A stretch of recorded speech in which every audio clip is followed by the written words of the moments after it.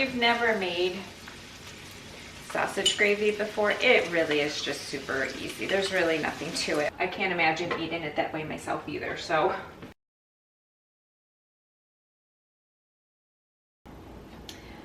Breakfast sausage canned. Let's give it a try today. Let's see how we like it compared to taking the time and actually thawing your sausage and cooking it that same day or morning. Today, I really wanted to try the canned breakfast sausage, so I'm going to get this opened up. I did just can it, so I generally assume there's always going to be a great seal on it, but you might be surprised. Sometimes that's not always the case, but it was today. I do want to say, when you are opening up a home canned jar, there's more to that sound, and I'm pretty sure I've mentioned this before. You're looking, or listening rather, for more than just the pop of that button top.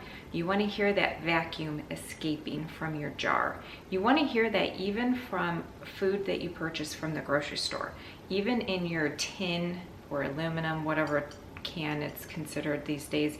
When you crank open the can opener, you should hear vacuum, that sound, ever so small of a sound even, especially when you're opening up a canned item from the store. It's not going to be as exaggerated of a sound as when you're taking the lid off, but either way, that's what you want to actually listen for. The sound of your button top can actually be created from different environmental factors other than having an actual seal.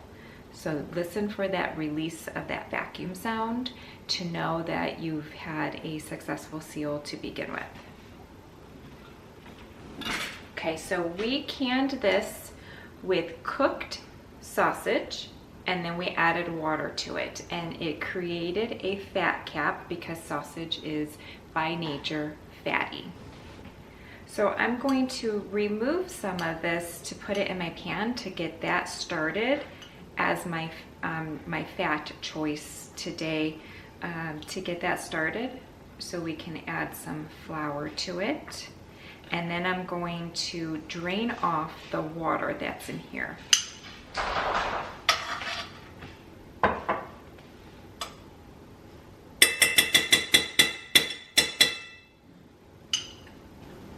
Some of your jars might have a little bit more than others, and so you'll just have to determine, you know, how much of it you want to use. You might discard the rest of it, or you just might, like me, I'll just end up dumping the whole thing in here. So, okay. I'm gonna get my burner on to start getting that to render down. Now, typically when we're making sausage gravy, we serve it with biscuits. I'm not going to do a pan of biscuits today because everyone's already had breakfast, for those who eat breakfast, and I'm trying not to have certain things in my diet right now, so I'm going to reduce my temptation and just not make it, because I would eat the whole pan myself if allowed. So I'm actually going to do a pot of grits instead. So I'm going to get my water going so that can start to boil. Put the lid on that. Drain off the liquid, of course, from your can of sausage here. I'm draining it so that I can have it reserved in this measuring cup.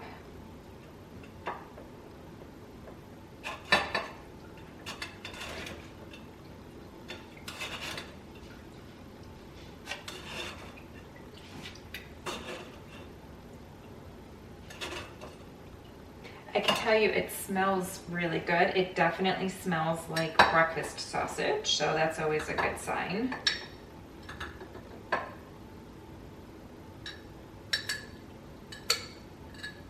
I don't think it's all going to fit though in my strainer, which is fine.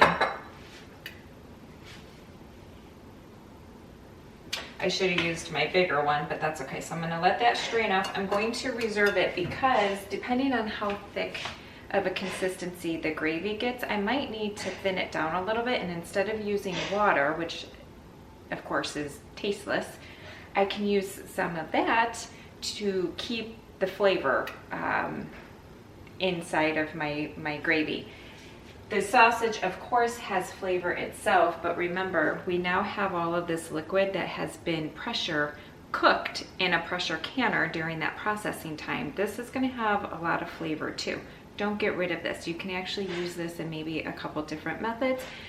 My dogs like when we drizzle a little bit over their kibble, so don't always have to get rid of the liquid that's in your jars. You can try to use it to, in some other ways to not waste it.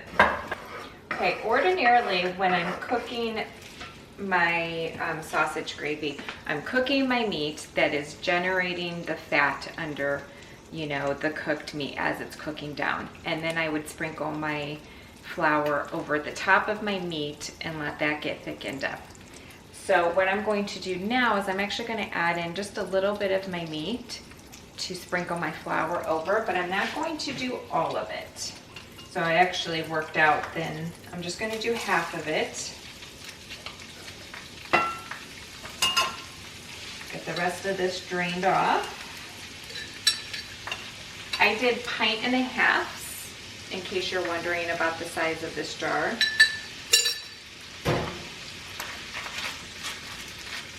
So reason why I'm opting to do it in 2 parts is because the sausage has already been cooked.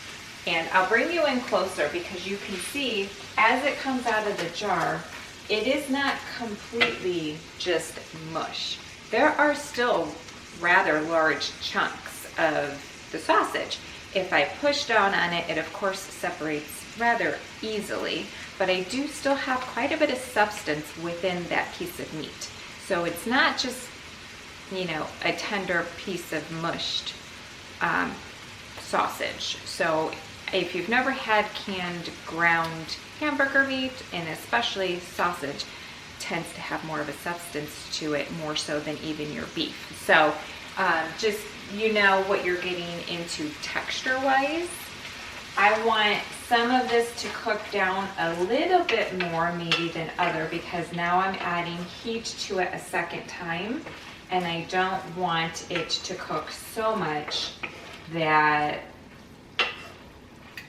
I guess that breakdown starts to happen. So I'm gonna let this kind of render just for a minute or two, just so I know it's getting heated through before I add my flour. I'm going to add about a tablespoon of butter just because I want to make sure there's enough fat in here.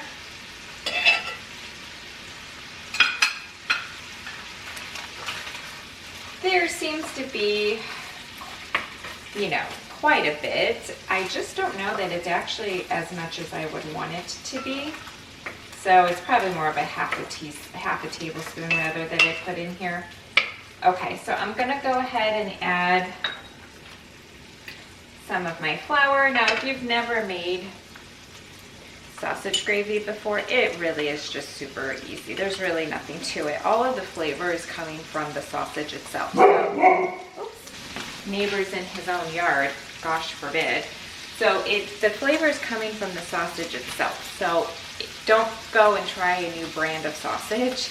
Make sure it's something that you actually enjoy, because I don't, and I've not really seen much of any other flavors that go into your sausage gravy. So I'm going to do for probably about 1.5 pounds of sausage that's in here. Pound and a half, for sure, no more than that a 1.5 pints can hold. So I'm going to do 2 tablespoons of flour, and I'm just going to kind of let the texture speak to me. I'm going to add in my other meat. Set that aside. Cook down for another minute or so. You don't want to immediately add the flour and then immediately add your liquid, which is usually your milk, because theoretically you don't want that raw taste of flour. I don't know how likely it would be in this scenario because it will simmer even more, but just go ahead and let it cook for about a minute. As I say, don't find things out the hard way when we're dealing with our food.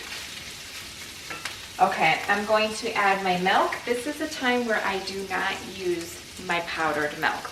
Other videos you will see I express a lot of reason to use powdered milk.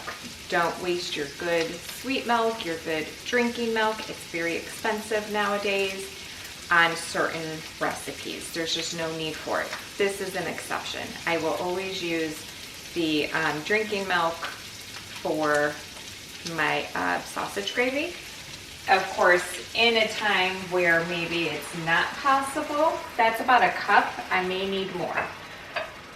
If I didn't have any in my fridge, then I certainly would use my powdered milk, absolutely. But because I have the preference today, I'm going to use what I like the best. And it's because the fat in my drinking milk is more evident than it is in my powdered milk. And you can just even tell that by when you're mixing the powdered milk, it doesn't have that, it doesn't carry the same fat that the milk in the fridge does. So, and you want that in your sausage gravy. Okay, so let's get you down here so you can start seeing the texture and consistency difference. I'm going to turn it down lower because I don't want anything scorching. And you want it thick enough to where when I'm pulling my spoon away, you can see it like parts ways before it comes back. So you definitely want some thickness to it, but you don't want it so thick that it looks like a big glob. You definitely want some liquid still in there. This looks really, really good. I am really pleased so far with even just the consistency of how this is turning out.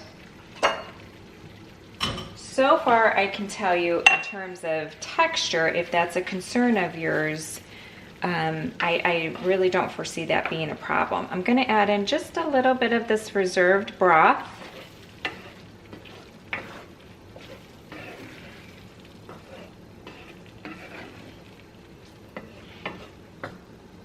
Okay, and then I can hear my water back here coming to a boil.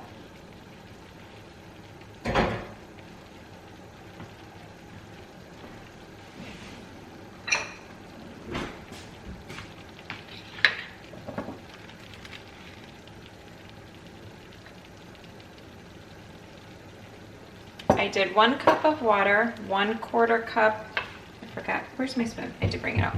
1/4 cup of grits, and I pour it in and just stir it as I pour it in. I know there's quite a few people who do not like grits, and while I definitely don't share that same sentiment, I just often wonder if it's because you've just maybe not had it cooked the right way. You know, I don't know. Okay, so you can see here, this sausage gravy looks really good. Look, I pull it away and look how much time it takes for it to come back. This is perfect for me, how we like it. In fact, it's going to thicken even more. So if it were going to be a little bit before it was ready to be served to my guest or my family, I would likely turn it back on and add a splash more of either my reserved broth or milk, just to make sure it's not like really crazy thick. You can turn the heat back on and thin it out even more to serve it to whomever is eating. So I'm gonna let my grits finish up here. These are quick cooking grits, so it takes maybe about 5 minutes.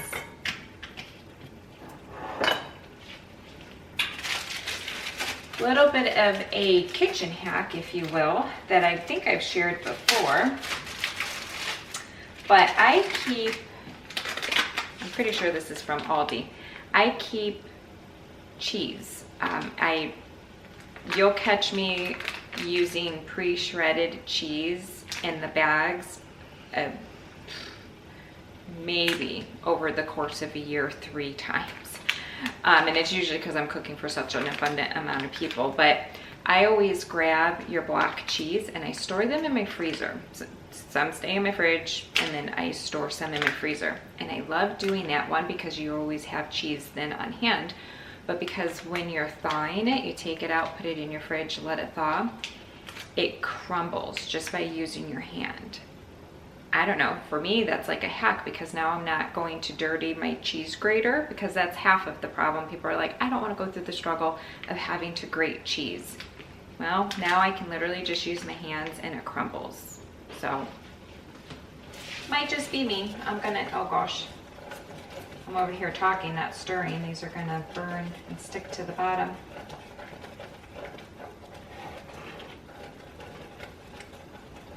Once my grits start to absorb all of that water and it starts to thicken up, I do add in a splash of heavy cream. I've tried making my grits with nothing but heavy cream and that was a disaster. I have to turn my heat down. That was a disaster. So if you do it that way, maybe let me know what your... So for a wedding gift, somebody in my husband's family lives down south and she brought up a container of grits. We asked for no wedding presents. So, but she was really sweet and she brought up grits and she told me that the secret to cooking grits was to use heavy cream. Well, although I loved grits, I had actually never made them myself before, and so I did try cooking them with heavy cream and it was a disaster. So now I cook them with water and then I add my heavy cream to sort of make it really creamy. And I think maybe that's why people don't like grits. I don't know. Maybe you've just not had it cooked right. Maybe they're just cooked with water and then somebody's given it to you. I really don't know. I can't imagine eating it that way myself either. So, okay, so we're gonna add in salt, pepper. I'm gonna get my heavy cream, take that off the heat.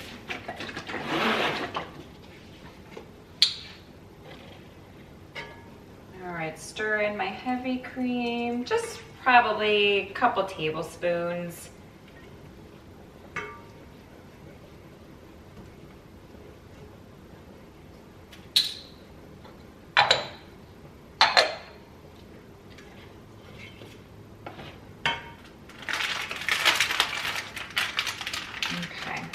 And then I just have this little bit left of this cheese block here, and I'm just gonna put the whole thing in. And then it literally just shreds. I love it.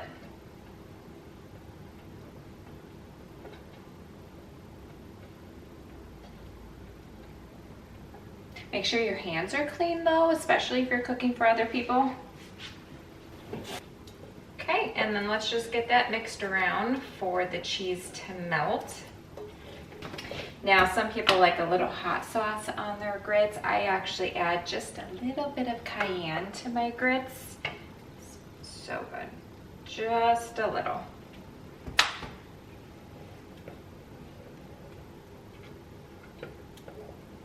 Okay, I'd say that's done.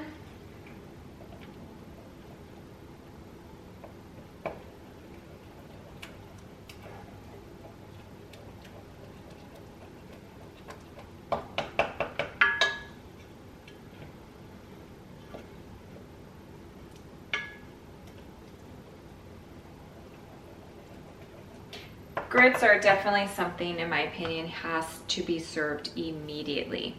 I don't care how creamy you get your grits, they can still end up solidifying as it cools down, and then you essentially have like a polenta. And you might like polenta, but I am not aiming for that. I'm looking for creamy grits. All right, let's get this in a bowl and I'll show you how I get this served up with the sausage gravy. Oh my gosh. You know, let's try this sausage gravy actually by itself before it's added into anything, because that's the whole point of this, is seeing if it tastes good, right?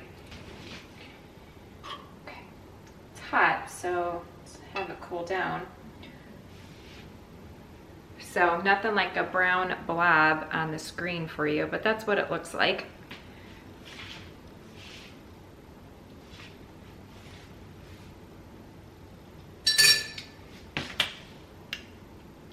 Phenomenal. Phenomenal. I'm going to tell you now what I was thinking going into it. I have shown you using the Italian sausage on pizza. Although I did not have the pizza that night, I'm staying away from grains right now. I had tasted the sausage, and I can't say I was super pleased. Texture was fine. I just felt like some of the flavor was lost, and it might just be the Italian sausage that I use, you know. And so I will do something, a little taste test next time. I'll do a Bob Evans or Jimmy Dean brand to see if it happens to be the sausage that we use from the butcher. But the flavor in this breakfast sausage, oh, I am so glad I decided to finally get it canned up. Yes, it's worth it. Yes, you need it on your shelf. That took me no time, I feel like, at all. It took me 5 minutes to make my grits, and I feel like it basically only took 5 or 7 minutes to do the sausage gravy this morning. I should have paid attention to what time I started, but video and things always takes longer anyhow, so that wouldn't even necessarily be accurate. But oh my gosh, this is so good. Okay, let's get this plated up. All right, I'm not going to eat all of this, I can promise you, but I'm just gonna get it all poured into here. Anyhow,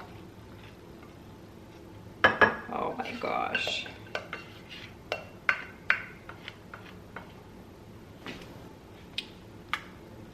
Let's try a little bit of the grits. Creamy. I don't know, that might put some of you off, because if you aren't a big fan of like oatmeal, although I would say it's still a different texture.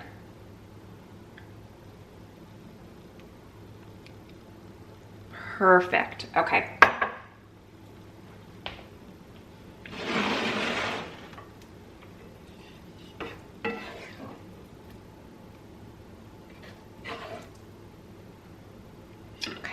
I do allow myself 1 slice of sourdough bread a day, so I'm gonna go get that toasted and I'm gonna go enjoy my breakfast. If you've not seen the video on canning sausage, I will absolutely link it down below for you to find easily. It's really simple, I promise you. It's not hard. The hardest thing about canning is learning the do's and don'ts, and the best way to learn that is to watch videos, read some books, and jump into it. And that's why I come here, to show you how to do things to save you time later, to maximize the amount of food you can have and store within your home. I can have my freezer for things that I have to have frozen, and then I have things shelf stable, ready for me to use at any point in time, not taking space up in my really precious real estate of my freezers. So oh my gosh, I absolutely, hands down, fully recommend doing the breakfast sausage. I'm going to try another attempt with my Italian sausage, and perhaps it was just how I was enjoying it. We'll see. But this is an absolute winner. So thank you for watching. Like, share, and I'll see you next time I'm in my kitchen.